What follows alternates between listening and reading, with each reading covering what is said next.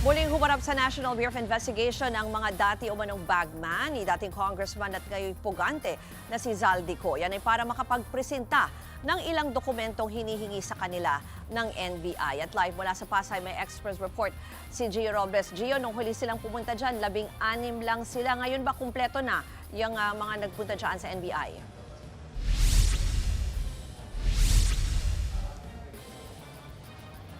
Ruth, kompleto na ang 18 dati umanong bagmen ni Zaldico nang dumating dito sa NBI kanina. Sa bilang na yan, 16 daw ang dating miyembro ng Philippine Marines at 2 naman ang miyembro noon ng Philippine Army. Kasama nila ang kanilang abogadong si Levito Baligod.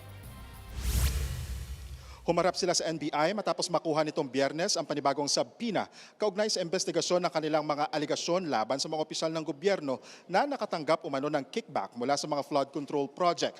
Kaugnay niyan, sinabi rin na Baligod sa panayam niya sa media na dala nila ang ilang dokumento at mga patunay na naging empleyado ni Ko ang mga dating sundalo. Binigyang diin din ni Baligod na pumayag sila sa one-on-one interview dahil wala naman umano silang tinatago kahit hindi pa ito saklaw ng unang sabina ng NBI na background check lang.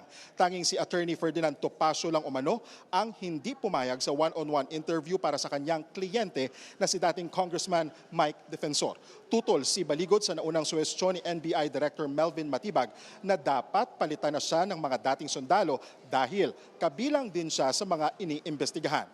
Pakinggan natin ang pahayag ni Baligod. Para siyang nagtatanga-tangahan. Hindi niya alam ang batas, hindi niya alam ang regulasyon. Bakit wala bang karapatan ang mga 18 Marines na pumili ng sarili nilang abogado na gusto nila?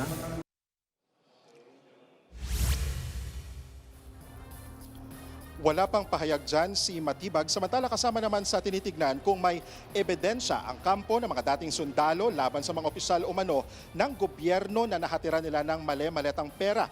Naungkat kasi kung direktang tinanggap umano ng mga opisyal ang kickback. Pakinggan natin muli ang bahagi ng pahayag na yan kay Baligod. Halimbawa, si Secretary Pangandaman. Siya mismo ang tumanggap eh. Pumunta siya sa basement 3 ng Horizon Homes. Siya mismo ang tumanggap. So hindi totoo yung hindi direkta, no?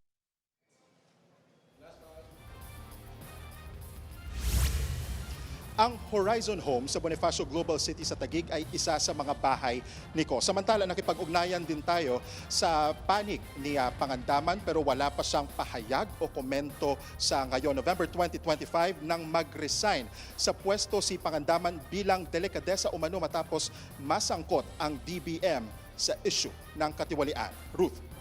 Yan po ang Express Report ni Gio Robles. Mga kapatid, Ruth Cabalpo, para sa mabilis na pasada ng mga balitang dapat niyong malaman, mag-follow at mag-subscribe sa social media pages ng News 5.